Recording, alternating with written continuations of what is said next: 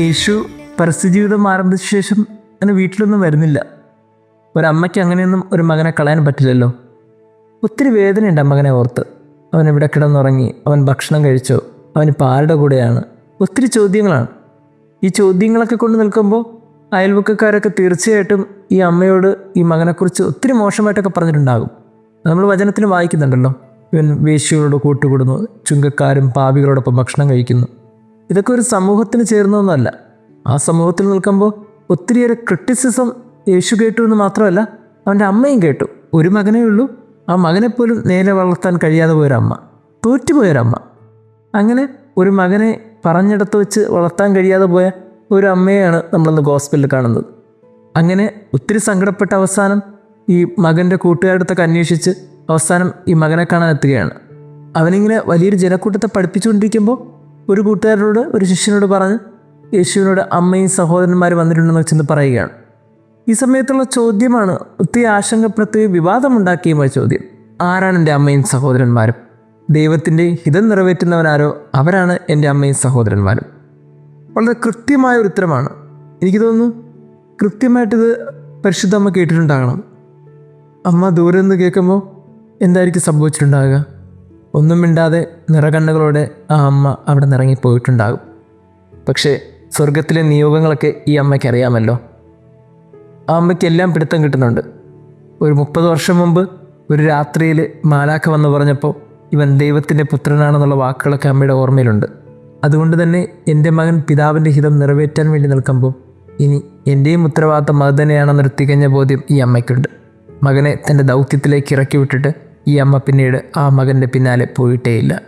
പിന്നീട് ഈ അമ്മ ചെയ്ത ദൈവത്തിൻ്റെ ഹിതം എന്താണെന്ന് ചോദിച്ചാൽ മകനെ പൂർണ്ണമായും ദൈവത്തിന് സമർപ്പിച്ചു.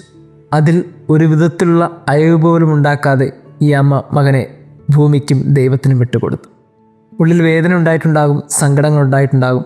എങ്കിലും കുരിശുമരണത്തോളം അവസാനം മടിയിൽ കിടത്തുവോളം ഈ അമ്മ മകനെ ദൈവത്തിന് സമർപ്പിച്ചു. സ്നേഹമുള്ളവരെയും, അതുകൊണ്ടാണ് അവൾ സ്വർഗത്തിൻ്റെയും ഭൂമിയുടെയും രാജ്ഞിയായി മാറിയത്. അതുകൊണ്ടാണ് അവൾ ദൈവത്തിൻ്റെ അമ്മയെന്ന് ഈ ഭൂമിയിൽ ചാർത്തപ്പെട്ടത്. കാര്യങ്ങളൊക്കെ ഇപ്പോൾ വ്യക്തമാണെന്ന് തോന്നുന്നു. ഓരോരുത്തർക്കും നിയോഗങ്ങളൊക്കെ വളരെ വ്യത്യസ്തമാണ്. ഓരോ മനുഷ്യർക്കും ഈ ഭൂമിയിൽ ചെയ്തു തീർക്കാനുള്ള ഉത്തരവാദിത്തമുണ്ട്. അത് ചെയ്തു തീർക്കുക എന്നുള്ളത് നമ്മുടെ ബാധ്യതയാണ്. ദൈവം ഈ ഭൂമിയിലേക്ക് അയച്ചത് ദൈവത്തിൻ്റെ സ്വപ്നങ്ങൾ ഈ ഭൂമിയിൽ നമ്മൾ നിറവേറ്റാൻ വേണ്ടിയിട്ടാണ്. അത് നിറവേറ്റി കഴിയുമ്പോൾ നമ്മൾ പോകണം. ആ പോക്ക് തിരിച്ച് എവിടെ നിന്നാണോ വന്നത് അവിടത്തേക്കൊരു പോക്കാണ്. ഈ പോക്കിന് വേണ്ടി നമ്മളൊക്കെ ഒരുങ്ങിക്കൊണ്ടിരിക്കുമ്പോൾ നമ്മൾ ചിന്തിക്കേണ്ട ഒരേ ഒരു കാര്യം ഇതാണ്: അവൻ്റെ ഹിതം നിറവേറ്റിയോ? ഈ ഒരു ചോദ്യത്തിന് മുമ്പിൽ നമ്മളെല്ലാവരും ഉത്തരം കണ്ടെത്തേണ്ടത് ജീവിതം വഴിയാണ്. ആ ഉത്തരത്തിലേക്ക് എത്ര ദൂരം നമ്മൾ എത്തിയിട്ടുണ്ട്? ദൈവം നമ്മെ അനുഗ്രഹിക്കട്ടെ.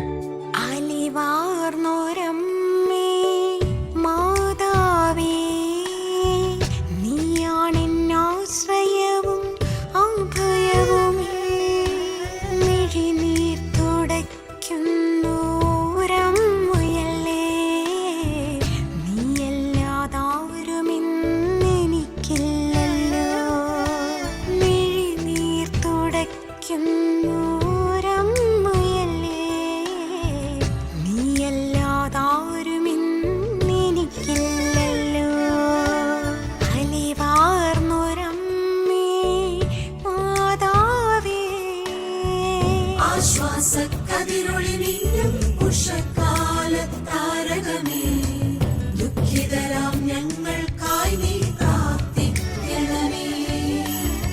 സ്നേഹത്തിൻ നിറകതിരാവിൻ സ്വലോകറാണിയേ, പീഡിതരാം ഞങ്ങൾക്കായി നീ പ്രാർത്ഥിക്കണമേ.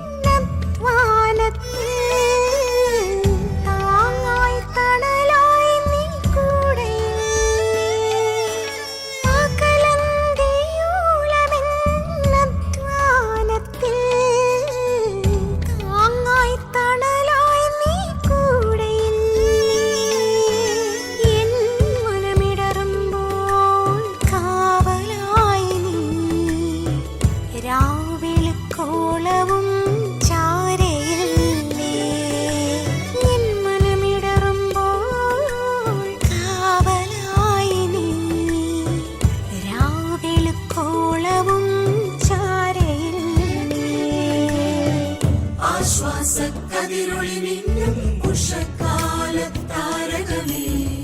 ദുഃഖിതരാം ഞങ്ങൾക്കായി നീ പ്രാർത്ഥിക്കണമേ സ്നേഹത്തിൻ നിറകതിരാവിൻ സ്വല്ലോക